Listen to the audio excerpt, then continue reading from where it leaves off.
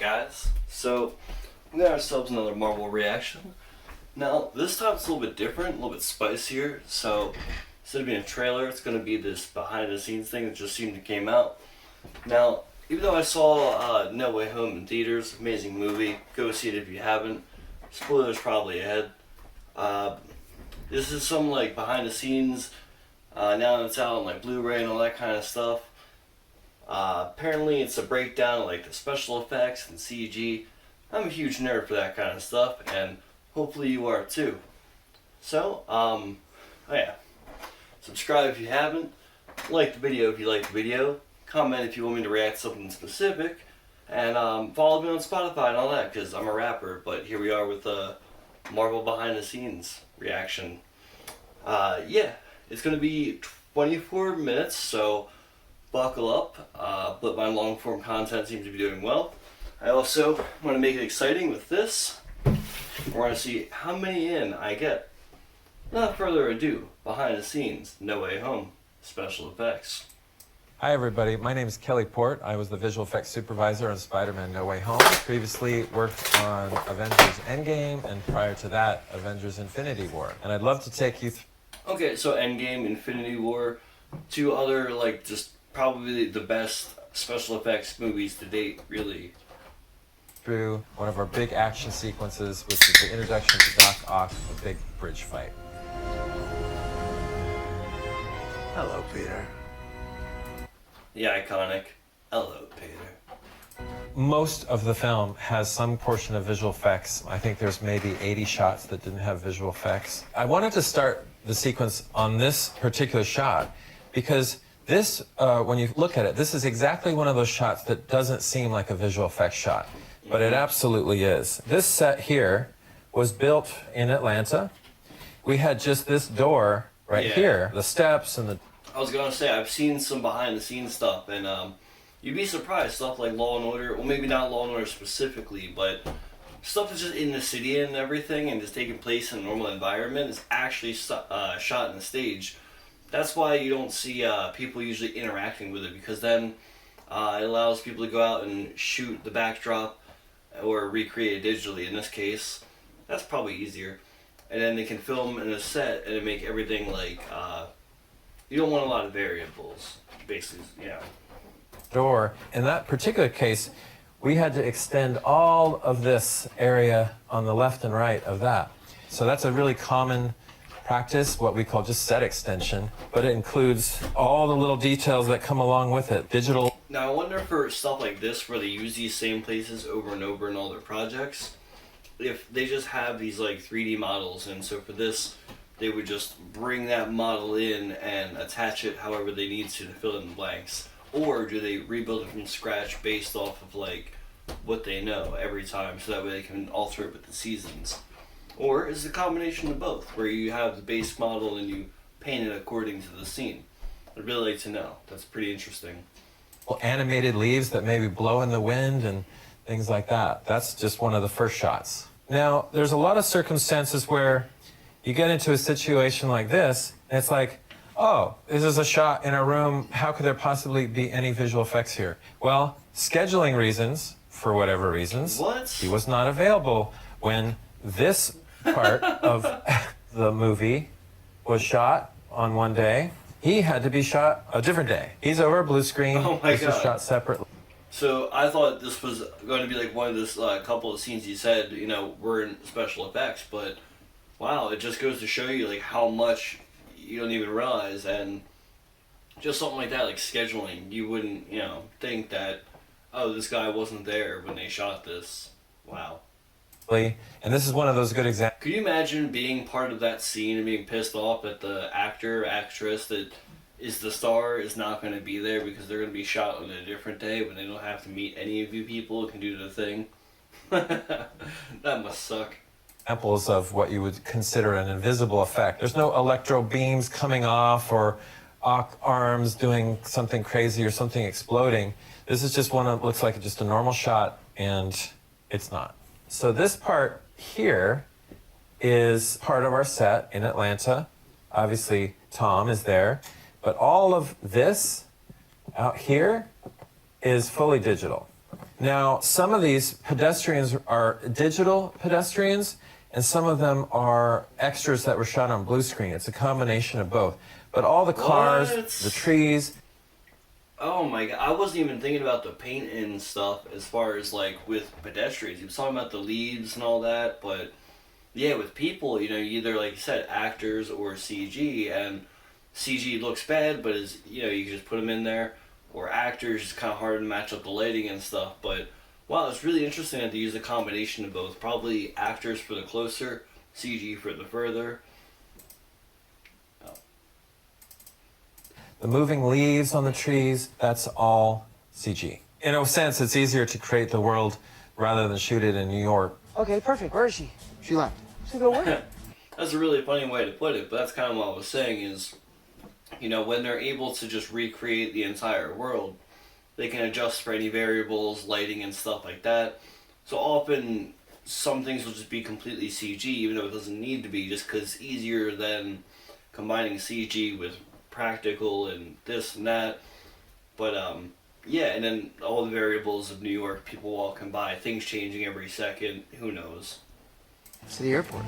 Even though we had a lot of aerial photography, we had this traffic that we're going to be needing to be continuous with. When we shot the aerial, looked nothing like that. So of course, we had to replace all of this traffic on here with cars. We actually had to move this tower. And by the way, not only did we have to...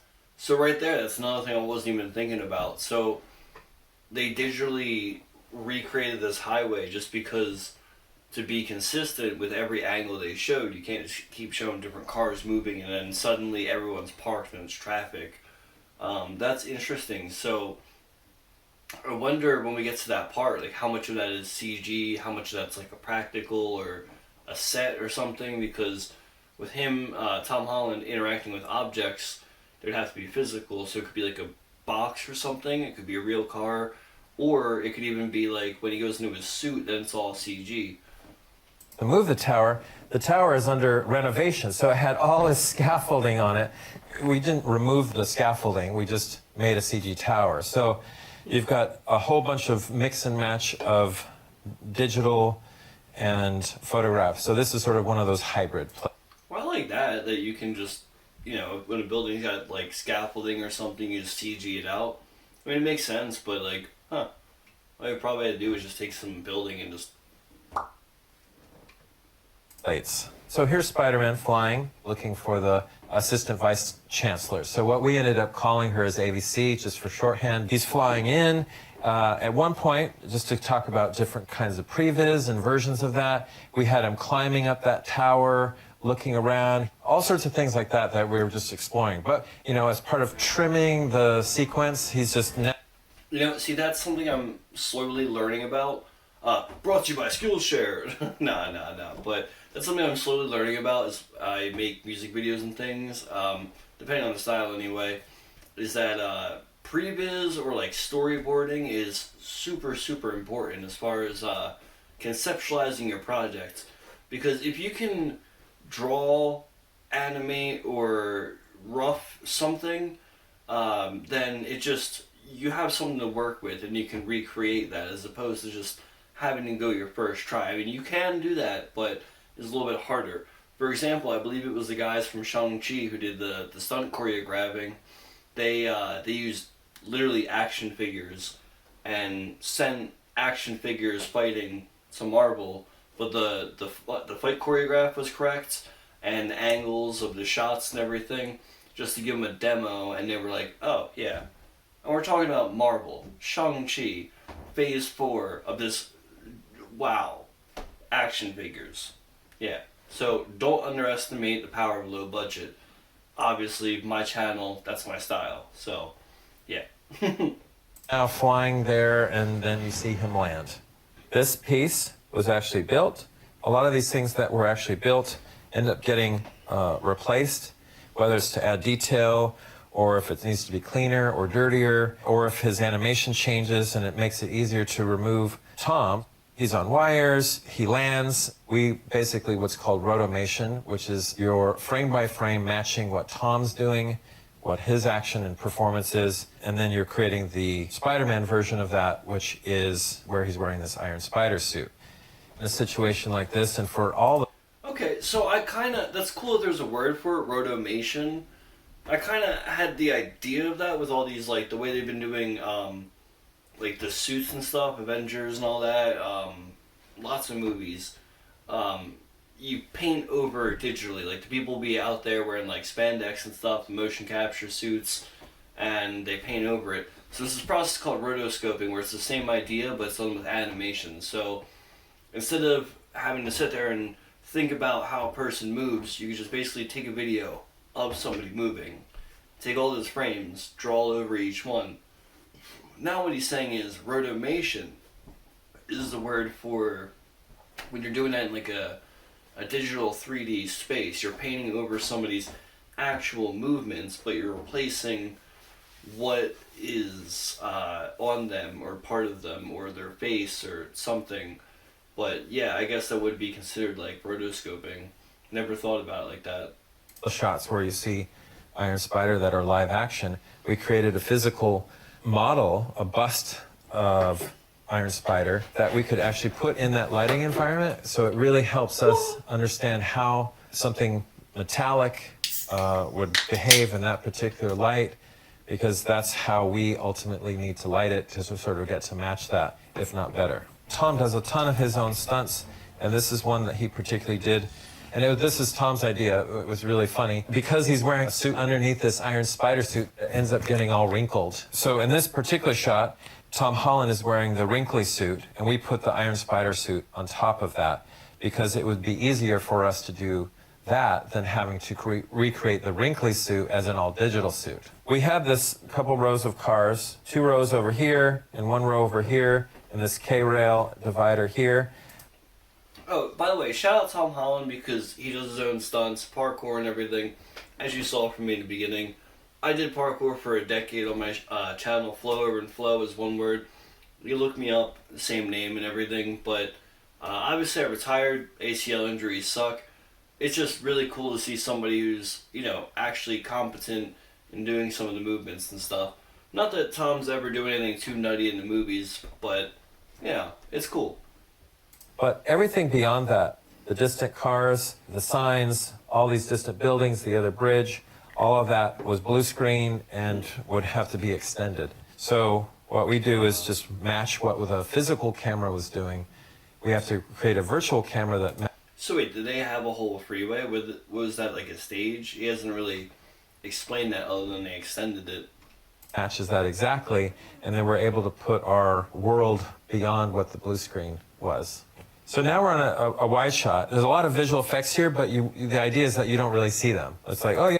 Oh, okay. So I want to say the car's going this way up till about where that sign is. Definitely where that truck is. That's going to be real. Everything, like the signs, the buildings, the cars on the other side, and the stuff on the lower half of the bridge, I'm going to say that's all fake. Maybe, the only other thing would be the side might actually be real. I'm not sure, but there's a train down there. I would probably just CG it. Yeah, he's on a freeway and he's just running. This could easily have been shot had we been in New York and locked off that bridge. You know, it's a lot of money to lock off of the Brooklyn-Queens Expressway, I would imagine. Oh. But you could, and keep shooting that for a couple weeks and get a lot of angry New Yorkers, probably. Obviously, some of this is what was filmed. I think it was something like... Oh, okay. Well, that's something to... Yeah, I didn't think about that. So I'm not too, like, I'm from Philadelphia and everything. I know, like, the tri-state area, but New York is infamous for just don't fucking drive there. Never drive there. So I don't know this. I know it's, like, JFK and all that kind of stuff, but... Okay, so this is a main highway like that in New York. Yeah, I could see how they wouldn't really have been able to cut it off. I mean, even Marvel, like, that's New York's airport highway. You're not cutting it off. So I'm interested in... It looks like the cars, this chunk of road is a set, maybe? This. So what's interesting about that is that we have to, again, extend all that environment out, create digital cars on the left, the surrounding environment. Peter running, in this case, is all digital as well. Some of that was based on motion cap. Wait, what? What? Peter was digital? Sure. Some of it's keyframe animated by hand. What? We changed signs. That's crazy. Like this says JFK Airport, but that's not actually what it says there. But since the AVC is theoretically headed to the airport, like everything is like really accurate in terms of the signage and things like that. But we sometimes need to introduce things that say, oh yes, she's going to the airport, because we just said that. A lot of these scenes, these little vignettes as he's passing from car to car, the dog, the two kids, were actually just ideas that came up with, that the guys came up with in the previs. As we get closer and closer to shooting, that previs becomes a template for how we shoot. And so this happened to be one of those shots, the dog barking. We had a bunch of other ones. So stuff like this is just basically ways to make your character walk from A to B be more interesting. Like, what's better if I walk from here down a little freeway and then talk to the person, or if I walk and as I start walking this dog barks and scares me, I go, oh god, and then I look over and some kids look back at me. Like, it adds a little bit of something so that you don't notice that you're just watching someone walk down. That were just not used, but and then in just this particular case, the kids had an iPad here, and that was just a blank iPad, but we took the helicopter footage and we just stuck that on there, added some Daily Bugle bugs on it, like it was a live broadcast. Here's a little Easter egg I'll show you, because it's already out there. We did do a little tribute to Stan Lee. That's his birthday, so. Oh. This was actually a very tricky. Stanley, we love you. Me, as a child, like kindergarten, I had the PS1 Spider-Man game, fell in love with the character, comics, whatever, then the Sam Raimi movies came out, amazing movies. That's inspired the whole comic book, movie, thrill, like, dude. Thank you for creating Spider-Man. Thank you for creating all the heroes you've made. You think we had all sorts of reflections. We had camera reflections, flags, the blue screens, all sorts of things like that that we basically have to remove them and then add in the correct ones. That happens a lot. Peter jumps on the car, he's pulled on wires. Yeah, no, I didn't think about that. That's super duper, like, crazy and tricky. So I don't know if, like, he had said if they do it with none, they digitally put it in, or they remove it and then put it back in. That sounds harder. But, like, yeah, stuff like the reflections of, like, I think it was infamous that in The Matrix you could see, like, a camera in the doorknob, or, like, it was Morpheus's glasses. You could see, you know, cameras and stuff, the set. But to take that out of a reflection and then add in accurate reflections as if this camera is just not there, but it is there, but it's not, like, that's mind-boggling. Transition that into an Iron Spider suit. We get our reference of the Iron Spider bust. We have a gray ball, a silver ball. We do something called HDRI. The Iron Spider suit, we need to light that in a similar way as everything else in the scene was lit. Otherwise, it won't fit in. So we put a camera. It's just a digital SLR camera. You do highly bracketed photos all the way from where the exposure is pure white to pure black. And what you're left with is the relative range of light. So you're able to use that image-based lighting, in a way to sort of help augment how we light characters that need to be integrated into a photographed or live-action world.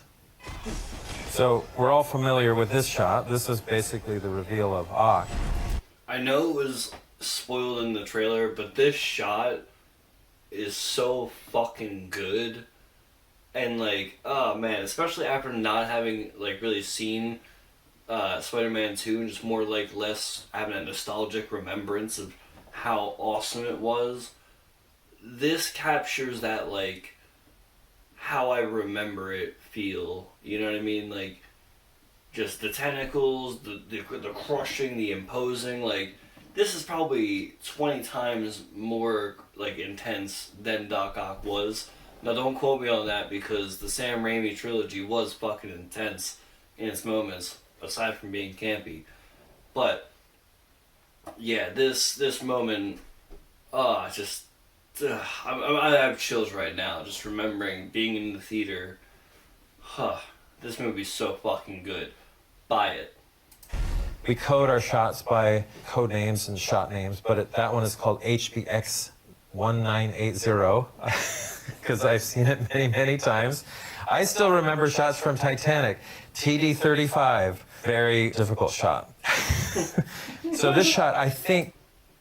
That's interesting that he like literally remembers the nothing. I thought he was gonna say like, oh, we named it Tentacle Destruction or something, but like no, it's just some generic file name. But I've seen this damn file so many times. It was such a complicated shot. That's really interesting. I like that. Well, let's hear how it's done. If you count up all the different versions of it, I think this one shot had over 1,000 different versions, of which I probably saw a couple hundred. Hello, Peter. One. Dude, 1,000 versions. Think about that. Like, think about how you hear, like, I think it was Stanley Kubrick made someone do, like, a take 170 some times or something. That's crazy. Oh, my God. Or, like, oh, he's super dedicated. He did the take 50 times. Dude, 1,000 times this was digitally made. And, like, again, this is the thing about storyboarding, because if you had 1,000 people say, dude, make Doc Ock pop out, tentacles, destruction, there could be like a million interpretations to that, which is so much harder.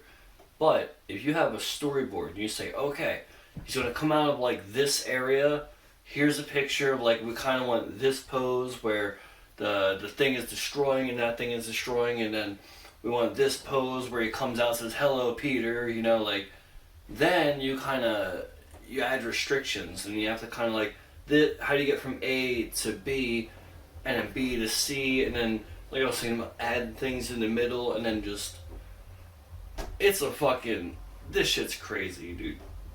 And then, like, the man hours, someone's like, you know, fabric on, like, a cloth, like, One thing that's important to know for both Alfred Molina and Willem Dafoe, we did do some de-aging because they're coming from an older timeline. So that was a process that we had to do on every single shot of Willem Dafoe and every single shot of Alfred Molina.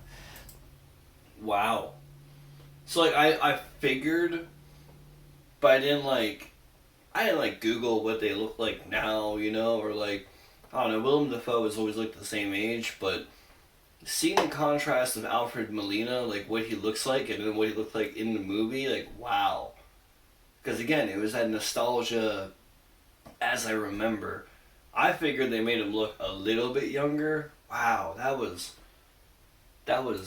something. Because they're coming from an older timeline. So that was a process that we had to do on every single shot of Willem Dafoe and every single shot of Alfred Molina. Wow. For all these kinds of shots, we had to certainly do hours and hours of research. We would take the Spider-Man 2.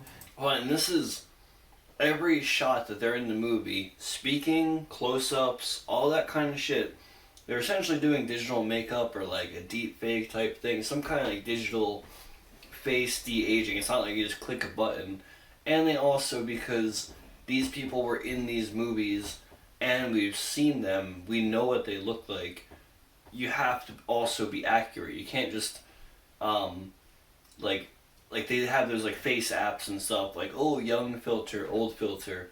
You can't just do that when we've literally seen this person younger. For example, Mark Hamill, with the stuff they were doing with him appearing in the Boba Fett and all that kind of stuff as Luke. You can't just throw a filter on Mark Hamill as he is now and get Luke. It won't happen. You have to literally make him into Luke, but then preserve him. This shit's an art. It's crazy. And these guys don't get credit. You don't even notice this shit. Specifically for Doc Ock, cut all of his shots together, study them. We even had animators that worked on the previous film, so they had a real good sense of how he moved. And it was so great talking to... Okay, that's cool. Like, they had previous animators as well. I was wondering, like, because just the way they made the tentacles move. Now, like, there's no playbook on, oh, here's how you make robotic tentacles move. You know, it's obviously, like, every artist's interpretation. But I thought, again, that the same nostalgia thingy, these tentacles moved in the same way that they had in the prior Sam Raimi film. Crazy. Him on set, Alfred Molina, when they had shot that, they had some physical arms that they could play with, but they also were digital as well. So it was a combination of arms that were puppeteered, and some of them were all digital. In our case, they were all digital. Let's take a look at Doc Ock's arms. This is a perfect example of the rigging and animation departments. What the rigging department essentially does is responsible for creating the controls for the animators to use. They're able to take the controls that the rigging department has given them, the joints, how detailed of a control do you want, where those controls are, how easy they are to use, how intuitive they are, and that feeds into the animation. So what's really interesting is this seems almost identical to how it works in a video game animation and stuff, where you make a model and then you kind of give the model bones, and then from the bones you can apply like physics or impact, kind of like, you know, and the bone basically tells you that no, this is not a 3D structure that is, for example, like this and this, it's not like a solid T-shaped thing. It's two pieces that, like, when it goes up, it'll move, you know? It's got like a bend. That's the bone. So I wonder if, in a sense, maybe in the future, we could import Alfred Molina into our video games, like Gary's Mod or something. That'd be amazing. Like, photorealistic. Department who's responsible for creating the animation. This is kind of what they see. It's a very simple version. It's a lightweight version of the character, and then this gets translated obviously into a much higher res photorealistic version. He has to rise and fall with as the legs are taking him if he's not just walking on the ground. We tried a few different things. Okay, so what it sounded like is maybe that the animators work with that version, which is like a really like PS1 or more like PS2 quality kind of like image. Then it sounds like everybody else kind of details it out from there. So you know how like when you're drawing, it's like, oh, draw a circle, draw the circle, let's draw a shitty horse. Now draw a detailed horse, perfect photorealistic. Same idea. It's like, hey, here's a PS2 quality thingy. We're gonna update it, add a little more structures, and PS3 it. Now we add all the stuff. Now it looks like PS5. God, you know, whatever. 10 out of 10. IGN. It's like a wire harness. Ultimately, we ended up where he's standing on a platform like that could be pivoted. Because his legs weren't moving or dangling in that kind of case, we often had to replace his body, or at least minimally his legs.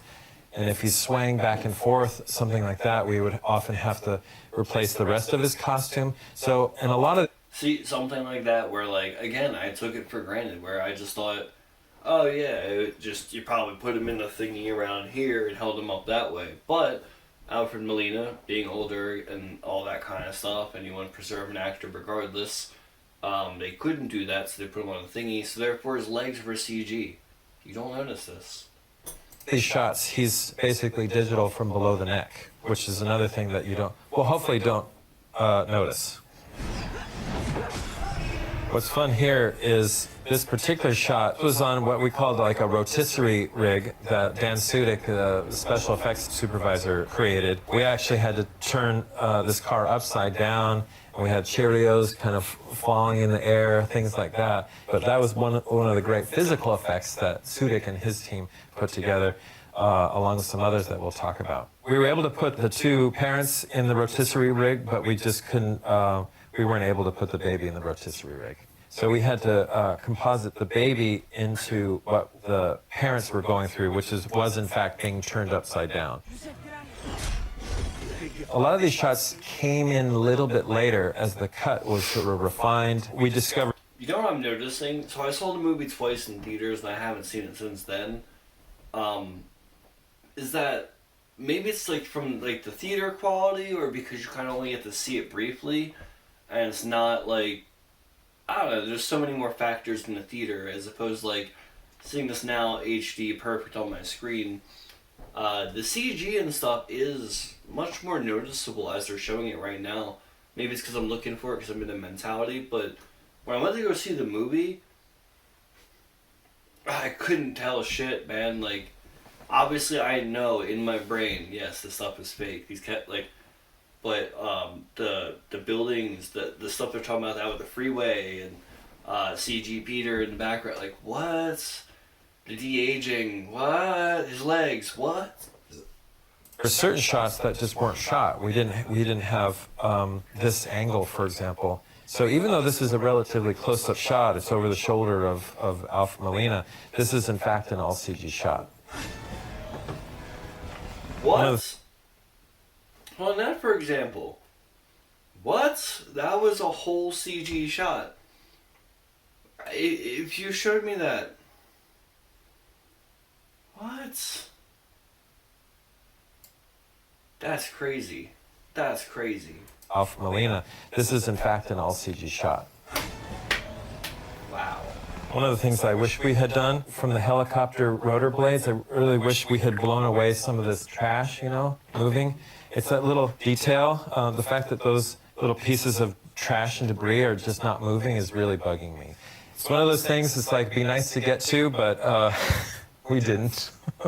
As we get into this sequence where... See, that's what's crazy. So, him as an experienced, on like this kind of scale VFX artist is like, damn, dude, like, he can see that stuff. Where like, oh, the wind from this thing is not interacting with that. Where, to me, when I'm watching that in the split second that angle is shown, I'm more focused in that moment on the character drama. That, and especially it's more like there's just Doc Ock and Spider-Man. Like, you don't even notice the mistakes in CG in like the background. It's so, I don't know, your eye is drawn here. So this little thing over here could be shittier looking. For example, I've been playing a metric ass ton Pokemon Legends Arceus, and people knock the graphics, but you have to understand limitations of consoles. So what it does is, like, when things are further away, it's going to shrink the polygon count of the model. So you're going to have like an N64 graphic Pokemon all the way over there. But as you get closer, it's now a GameCube. You get closer, and it's, I guess not a Wii, because that's the same thing, but like a Wii U, you know what I mean? So... You've got Doc Ock's 4 tentacles, Iron Spider legs, and so it's this crazy, almost swashbuckling sword fight. Conceptually, a section, like a beat of the sequence like this, where it's the arm fighting, things like that, starts in previs. It started as a long kind of oneer going all the way from when they first start, all the way up onto the top of the sign. Not gonna lie, I don't mind the way it is now. The cutting and all, cutting is fine. It's fine. It shows different angles, great.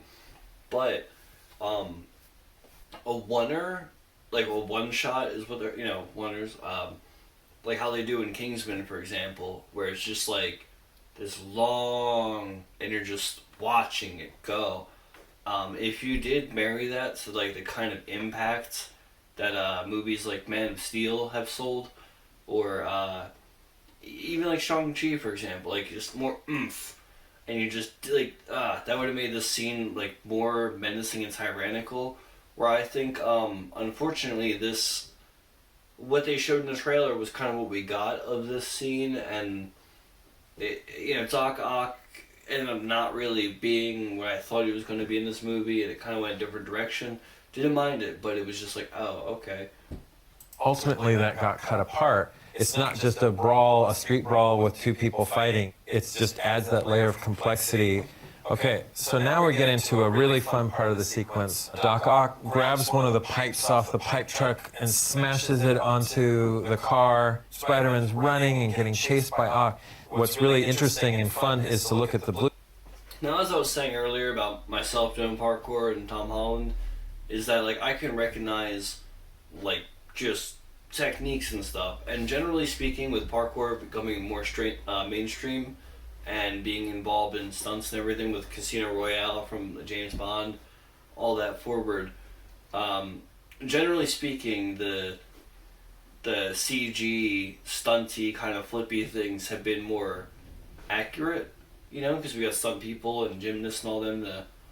So like in that little sequence right there it was looked like it was CG, but a lot of the movements and the way the body was contorted made sense in a physical space, knowing how momentum and weight distribution and all of that works. So when he did like twists and stuff and propelled himself through the air, it's like, okay, like I know that is fake because of no one has the ability to through the air, but I know that looks correct. That's how you would pull the twist. You don't just magically flip and twist through the air.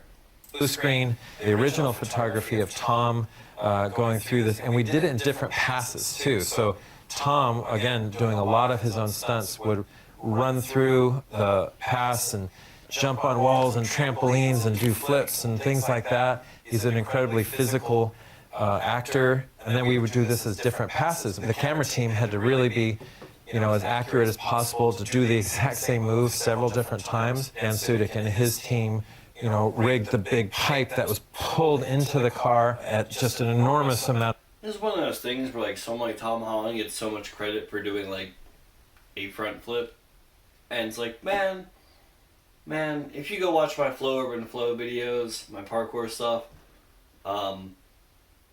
you'll just see what I could do. I was actually like first in the world for a lot of stuff and like the best in the world at like a couple things, but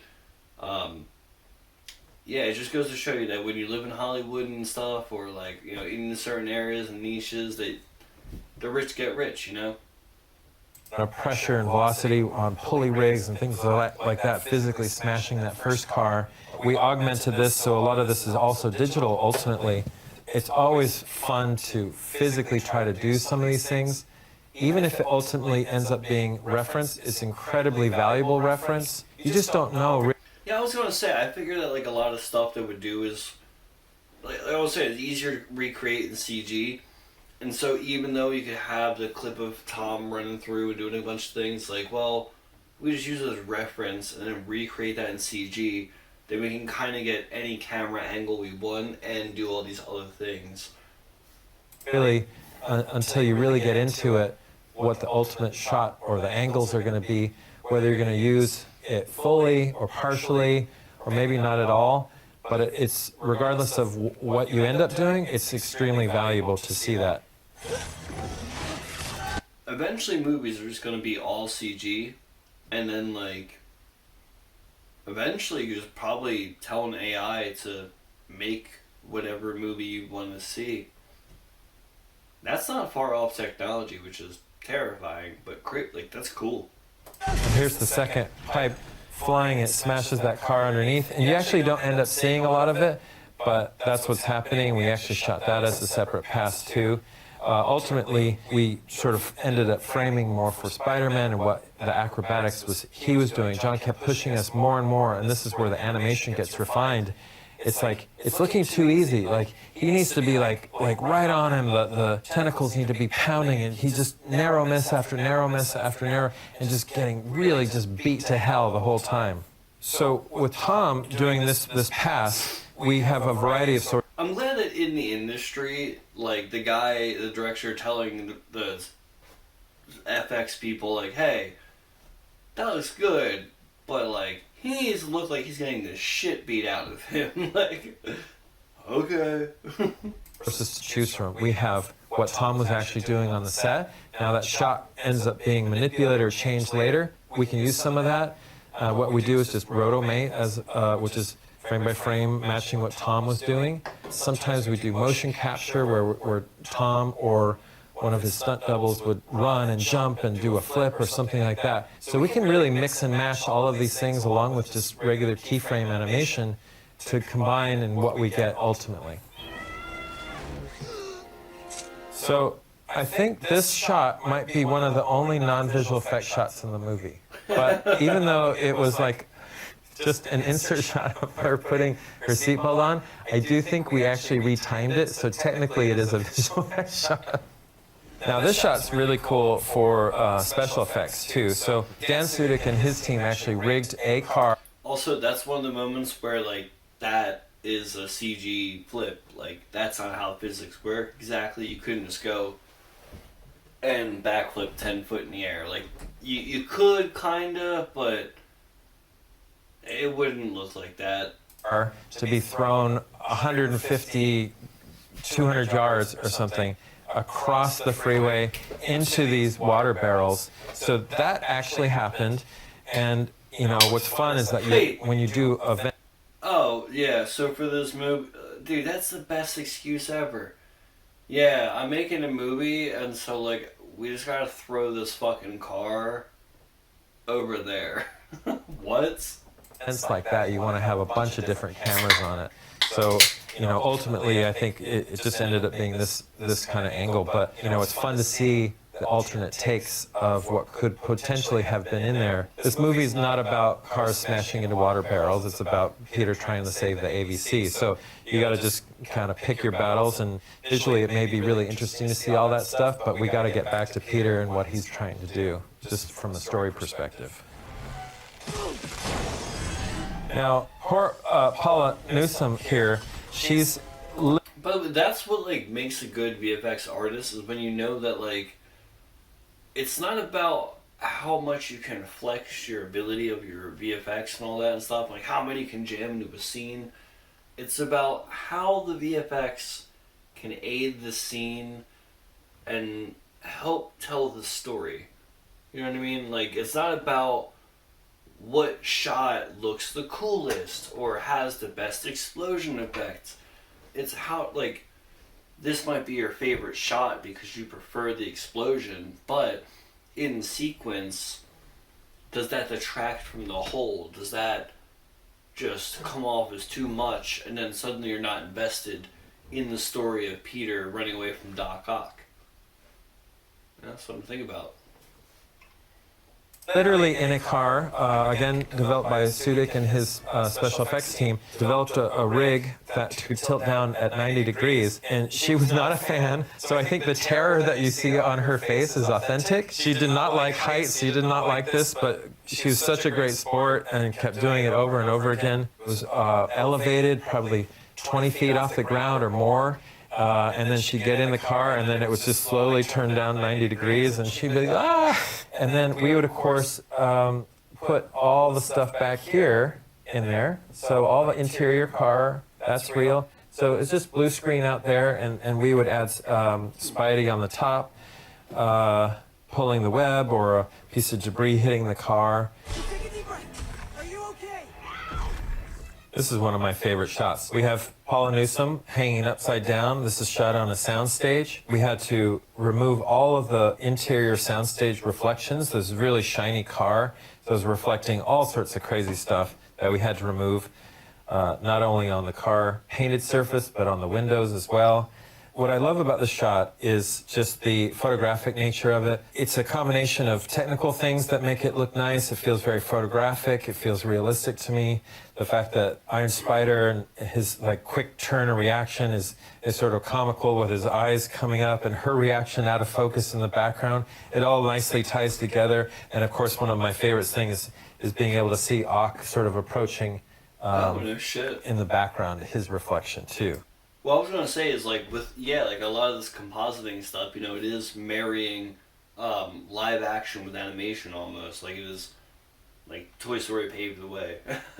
But what's cool though is because of that, you then can go into like a Kubrickian style where, so when you take a photo or you take a picture, there's ways like that a photo can look good and can't look good. Like, there's lots of the rule of thirds, the golden proportion or golden ratio, whatever you want to call it, stuff like that. And that's kind of what he was delving into a little bit right here. Is like, this is a half VFX and half CG shot, but in the way it's composited, it gives you this like image that, like, looking at this right here as a still, it's a beautiful picture, like compositing wise. I mean, yeah, who's gonna look at a photo of this? But you know, technically speaking, from an art perspective, it looks nice. Looks nice. It really does. A little comic booky, a little bit photogenic.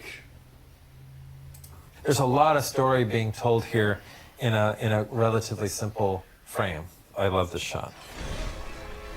What was fun about this shot, so this was shot interior. Tom was wearing what we call the fractal suit, the tracking suit, but we had a little patch of suit that had a little piece of cloth that could be pulled on a string. It was like a very simple gag. When that got pulled, the tie would fall down naturally. And he was actually being held upside down in the soundstage for that particular gag. Outdone yourself, Peter. Now, obviously, this is a very big shot, this big 360. So we did the move, like a practical camera move on set, on a soundstage to go around him. Obviously, there were no tentacles or arms there. And then we had to get the timing of the nanoparticles merging onto Ock's tentacles worked out with animation. And we had to do a lot of iterations on what is it exactly, how the nanoparticles attach and flow and move. So here, poor Tom Holland, we actually hung upside down. Again, he's such a physical actor and such a good sport, but we did have to like play with his blood flow in his head and had to color correct some of that. It was very uncomfortable for him, but luckily we didn't have to do a lot of that, or at least too long, because that was just probably not very comfortable. When Ock first emerges out of the hole that he made in the freeway, you'll notice that the lights in his claws are red, indicating that the inhibitor chip is still not working, that the AI in his arms are controlling him. So you'll see that it's now a blue light. So from this point on in the film until he is cured or his inhibitor chip is fixed, they are blue. And then once they are fixed, they then turn back to white. And so when you actually catch these little things, these little nuances of it, it's like, oh, I appreciate that. A shot like this, where we have the actual... Now, see, I did know that about the inhibitor chip as far as like white and red was concerned, but I didn't realize it was blue for the Bluetooth. But like, haha. Car is being lifted on big cables and actually put down. But again, we deal with reflections and things like that that have to be adjusted, adding Ock in the arms. When he webs the door and actually pulls it off, that's an actual practical gag. We actually physically pulled the door off the car. This shot, which ended up being in the trailer, these white lights are sort of like a timer, and so they are back timed to the actual explosion that happens in the next shot. In terms of visual effects on this shot, the grenade itself, the pumpkin bomb itself, the smoke, this fire in the foreground. So this is a great example of the collaboration between special effects and visual effects. They are, in fact, quite separate. So special effects has different terms, practical effects or physical effects, all the stuff that happens on the live action photography. It could be cars really exploding. They rig cars to be thrown into water barrels and then they put charges in the water barrels to make them explode. They create these rigs that put Paula Newsome down at different angles, or they put a family in a rotisserie so that they're spinning around and Cheerios go everywhere. Whereas visual effects or digital effects is all of the things that we add usually in post-production that have a digital nature to them. It's the act of compositing or adding animated characters. A lot of them can be very similar to what special effects does, but it's a digital version of that. So we can have digital pyrotechnics, digital explosions, rain, smoke, all of those things. There's a visual effects component of that as well, but it's just a digital version of that. So that's how we make the distinction between like physical effects and visual effects. This is another fun example of Dan Sudik and the special effects team making just gigantic explosions. Of course, we added a lot of different cameras on a take like this because it's a big deal. You kind of have one go at it. Whenever you see something like a big explosion happen, word gets around, and so people in the office come down and end up getting a big crowd, and you're watching the whole thing go off like a fireworks or something. But it's never boring to watch stuff blow up. I think we had like 6 or 7 potentially crash cams, things like right close to it that would be unmanned cameras. Ultimately, a couple shots ended up in the edit, but that's how it works.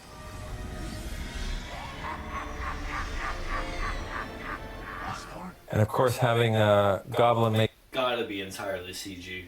his entrance, we weren't sure if we should introduce him at the beginning and have a big role in the action and the fighting. At one point, we had prevised something along those lines, and we're exploring those ideas. Ultimately, we decided to have the big reveal like this, which is really fun. And so this is the older suit from the other film. We were able to get access to that and digitize it, make a digital version of it. Glider was slightly adjusted to be as similar as possible from a profile perspective, but we did take some liberties and just design choices to improve it incrementally a little bit. But it's just fun to just play with this idea of him emerging from the smoke and getting that big reveal. What was really special is that we knew that this film was going to be big. I don't know if we knew it was going to be this big, but we just really enjoyed the process. And what was really fascinating and I'm sorry, how'd you not know this? Like, dude, come on. It's the most beloved character of Marvel in the biggest thing that Marvel has done.